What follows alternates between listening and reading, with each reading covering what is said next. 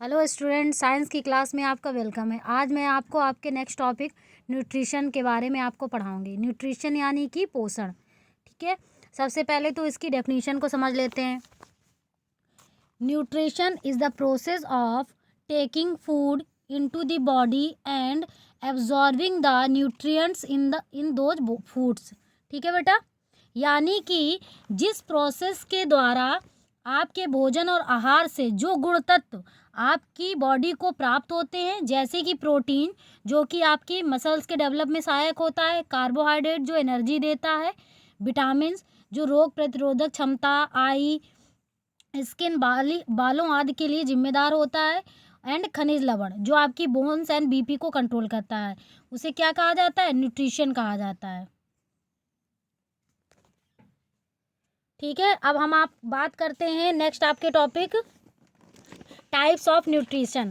देखिए, types of nutritions यानी कि न्यूट्रिशन आपके पोषण जो होता है, जो पोषण होता है वो कितने प्रकार का होता है। ठीक है, देखिए ये आपके 2 पार्ट्स में डिवाइड होते हैं। पहला आपका होते हैं ऑटोट्रॉफ्स एंड दूसरा है आपका हेटेरोट्रॉफ्स।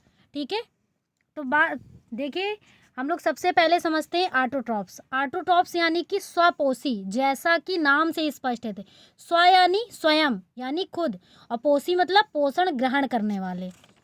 ठीक है बेटा, वह जीव जो अपना भोजन स्वयं बनाते हैं क्या कहलाते हैं? ऑटोट्रॉफ्स कहलाते हैं। जैसे कि प्लांट्स किसकी हेल्प से क्रिया करके भोजन बनाता है? फोटोसिंथेसिस के द्वारा। ठीक है, अब बात करते हैं हेटेरोट्रॉफ्स के। ठीक है, यह अपने भोजन के लिए दूसरों पर डिपेंड रहते हैं। ठीक है, हेटेरोट्रॉफ्स यानी विषमपोषी, जैसा कि नाम से स्पष्ट है, यानी दूसरे, विषम मतलब कि दूसरे जीवों पर डिपेंड रहना। ठीक है, देखिए इसके कई टाइप्स होते हैं। सबसे पहला होता है इसका होलोजोइक, यानी कि प्राणी समपोषी। ठीक है, तो समझ लेते हैं इसको।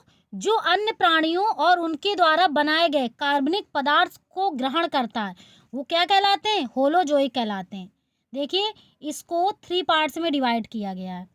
पहला आपका हो गया हर्बीवोरस, दूसरा आपका हो गया कार्निवोरस, और तीसरा हो गया आपका ओमनिवोरस। हर्बीवोरस यानी शाकाहारी, कार्निवोरस यानी कि मांसाहारी, और ओमनिवोरस यानी कि सर्वाहारी। ठीक है, अब देखिए हम बात करते हैं सबसे पहले हर्बीवोरस की। जो जीव ग्रीन प्लांट्स को भोजन के रूप में ग्रहण करते हैं वो क्या कहलाते हैं? हर्बीवोर्स कहलाते हैं।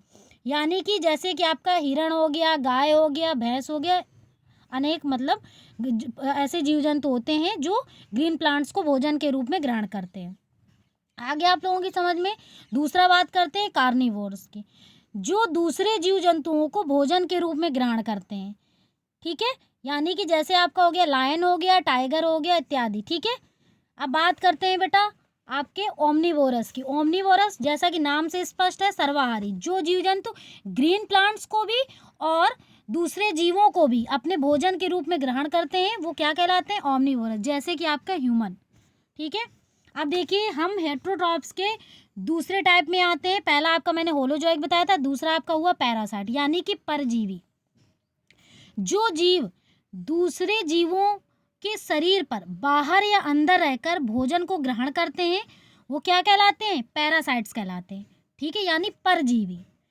ये 2 तरह के होते हैं, आपका एक्टोपैरासाइट एंड एंडोपैरासाइट। एक्टोपैरासाइट यानी कि वाह परजीवी, वाह परजीवी यानी जो बाहर रहते हैं बॉडी के। ठीक है, जैसे कि आपका जूं हो गया, खटमल हो गया, ये क्या करते हैं? बॉडी से ब्लड को सक करते हैं। ठीक है बेटा, अब आपका आया इंडो पैरासाइट। इंडो पैरासाइट यानी कि जो बॉडी के अंदर रहते हैं, जैसे कि लीवर फ्लूक हो गया, प्लाज्मोडियम हो गया आपका। ठीक है, अब देखिए बात करते हैं सिम्बियोटिक यानी कि सहजीवी की।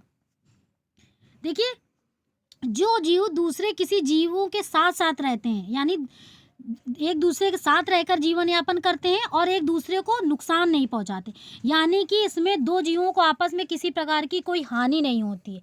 जैसे कि आपका एल्गी और फंजाई, ये दोनों साथ साथ जीवन यापन, एल्गी फोटोसिंथेसिस के द्वारा भोजन बनाता है और फंजाई इसके साथ रहता है।